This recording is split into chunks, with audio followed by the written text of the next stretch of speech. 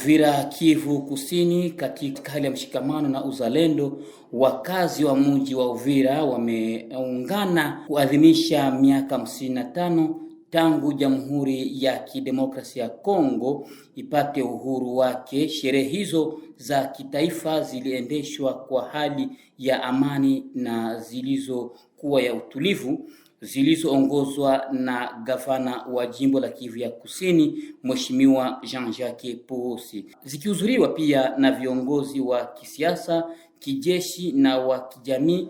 Katika hotuba yake kwa wananchi, gavana Jean-Jacques Purusi alieleza shukrani zake kwa vikosi vya ulinzi vya FARDC pamoja na wazalendo ambao wameonyesha njia mbadala jasiri wao wa kulinda Uvira dhidi ya waadui waliokusudia kuivuruga amani ya Jamhuri ya Kidemokrasia ya Kongo. Alisema kuwa usalama uliopo leo ni matokeo ya jitihada kubwa kiukweli ambayo wazalendo na jeshi la FARDC walioifanya katika hali ya kulinda Jamhuri ya Kidemokrasia ya Kongo. Tuna kila sababu ya kusherekea kwa amani. Vijana wetu wazalendo pamoja na FARDC ni miongoni mwao ambao waliotetea mji wa Uvira.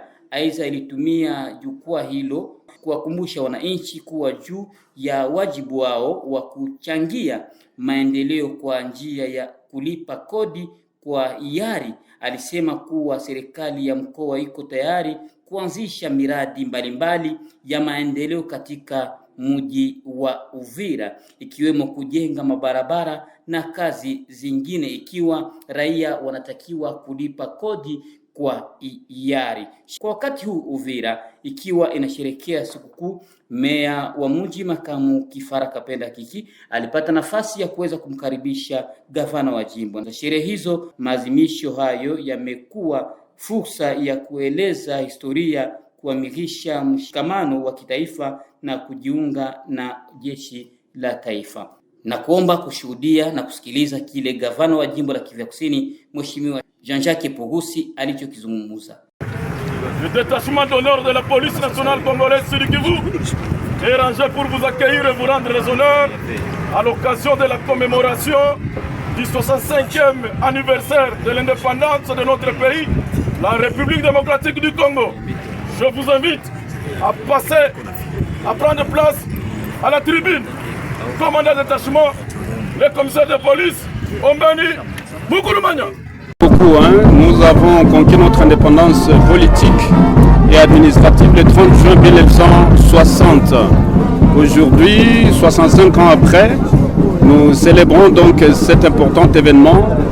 La première chose, la meilleure façon de s'approprier de cet événement, c'est d'assurer que les deux types des droits de l'homme sont suivis et respectés dans notre province et dans notre république, à savoir d'un côté les droits civils et politiques et de l'autre côté les droits économiques, sociaux et culturels. Alors sur le plan des droits civils et politiques, nous pouvons dire que notre public, notre pays, notre province est violentée par le Rwanda en appuyant différents groupes armés depuis une trentaine d'années. Aujourd'hui c'est le M23, hier c'était le M23-1, aujourd'hui c'est le M23-2, c'était aussi le RCD, le CNDP, ainsi de suite.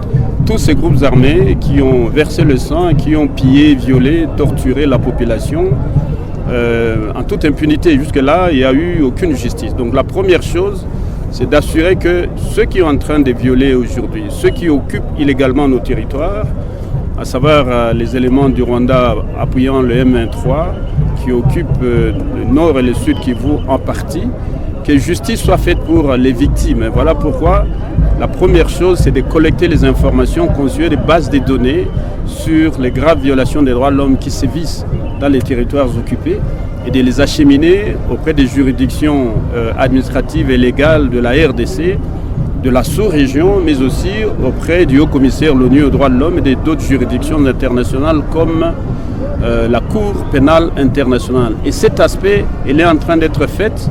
J'ai déjà transmis un premier rapport à la Cour pénale internationale.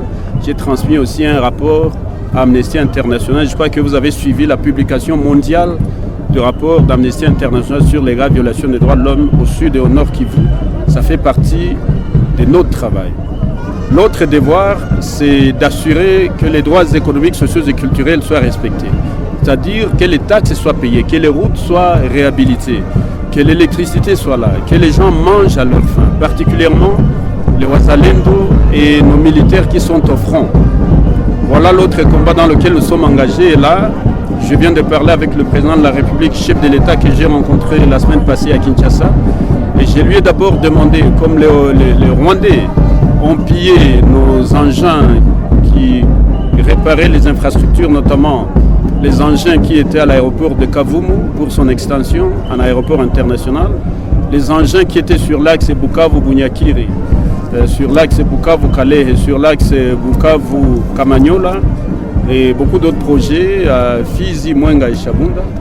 Ces engins qui ont été pillés par l'ennemi, eh bien, nous ne devons pas croiser les bras. En attendant qu'on puisse récupérer notre pays, nos territoires, nous avons demandé que cette axe routier d'Ouvira, c'est-à-dire depuis la frontière burundo-congolaise, rond-point Kavimbira jusqu'à Kalundu, que cette route reprenne en urgence. Et je suis content parce qu'on doit envoyer un message fort à l'ennemi, montrer que la République continue à tourner, la province continue à tourner.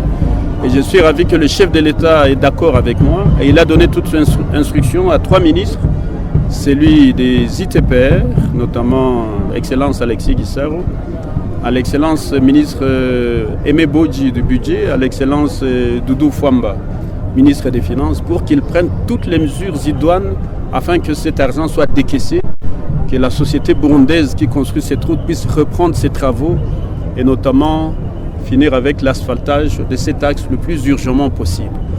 Nous devons aussi faire en sorte que les taxes reviennent dans les caisses de l'État, parce que c'est ça qui va nous aider à laisser des traces ici à Uvira, à Fizi, sur l'axe sud-sud où on se trouve en ce moment, qui abrite la capitale de la province aujourd'hui. Et là, nous avons demandé, nous convoquons une réunion d'urgence avec la Fédération des entrepreneurs du Congo, la FEC Sud Kivu, les pétroliers, pour que cet argent revienne dans les caisses. Naba Petit Wazalendo, nous leur disons aussi, quitter les ports, quitter les axes routiers, quitter les douanes, pour qu'on puisse, l'État, la police, l'armée, les fonctionnaires de l'État puissent faire leur travail. Quitte à ce que ce que nous récoltons, nous allons le déclamer publiquement et une partie va servir à améliorer les conditions de vie et de travail de nos Wazalendo, de nos militaires, de nos policiers, ainsi de suite.